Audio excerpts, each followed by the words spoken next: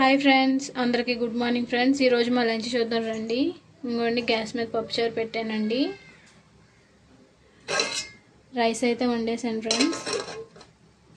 ఈ పప్పుచారులో కాంబినేషన్ మా అమ్మగారు గోబీ 65 చేస్తున్నారు.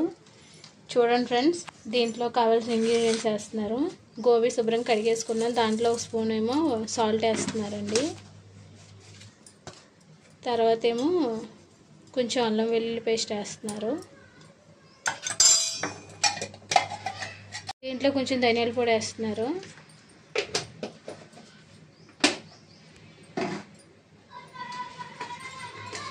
ఒక స్పూన్ కారం వేస్తున్నారండి. కొంచెం పసుపు వేసారండి. తర్వాత మంచిగా గోబీకి బాగా పట్టేలాగా కారం, పసుపు, అల్లం వెల్లుల్లి పేస్టు అన్నీ బాగా మిక్స్ అయ్యేలాగా దాంట్లో కలుపుతున్నారండి. బాగానే అట్లకి బాగా పట్టాలి కదా ఫ్రెండ్స్ మసాలా. అందుకని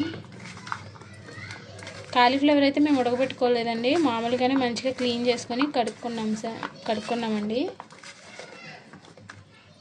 తర్వాత కార్న్ఫ్లవర్ వేస్తున్నారు. ఒక 2 స్పూన్లు, ఒక 3 స్పూన్లు వేస్తున్నారండి కాలీఫ్లవర్. దాంట్లో కొంచెం చికెన్ మసాలా కూడా వేసుకుంటున్నాం ఫ్రెండ్స్. వేసుకొని మంచిగా మిక్స్ చేసుకుందామండి. మంచిగా కలుపుకుందాం.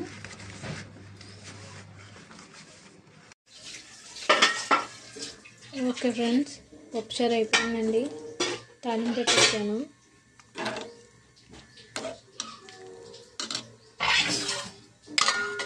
అయితే కాలీఫ్లవర్ 65 అన్నాం కదా, ఇదిగోండి. దీన్ని ఒక 1/2 అవర్ మ్యాగ్నేట్ చేసి పెట్టుకున్నారు. బాండి పెట్టి దాంట్లో నూనె వేసారండి. నూనె మరిగిన తర్వాత ఇది కాలీఫ్లవర్ వేద్దాం. ఓకే ఫ్రెండ్స్, నూనె మరిగిందండి. ఇంకోండి కాలీఫ్లవర్ గోబీ చేసేస్తున్నారు మా అమ్మగారు. ఇది బాగా ఫ్రై అవ్వాలి. ఓకే ఫ్రెండ్స్, అదిగోండి ఇలా బాగా ఫ్రై అవ్వాలి ఫ్రెండ్స్. గోబీ 65 అండి, మా మమ్మీ చేశారు. ఇదిగోండి ఫ్రెండ్స్. దీంట్లో కాంబినేషన్ ఏమో పప్పుచారు ఫ్రెండ్స్. ఎలా ఉందో కామెంట్ చేయండి ఫ్రెండ్స్. మా మమ్మీ చేశారు.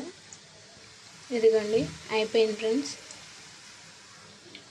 Okay friends. Okay friends, bye friends. Subscribe చేసుకోండి ఫ్రెండ్స్. చాలామంది సబ్స్క్రైబ్ చేసుకోవట్లేదు. ప్లీజ్ సబ్స్క్రైబ్ చేసుకోండి ఫ్రెండ్స్.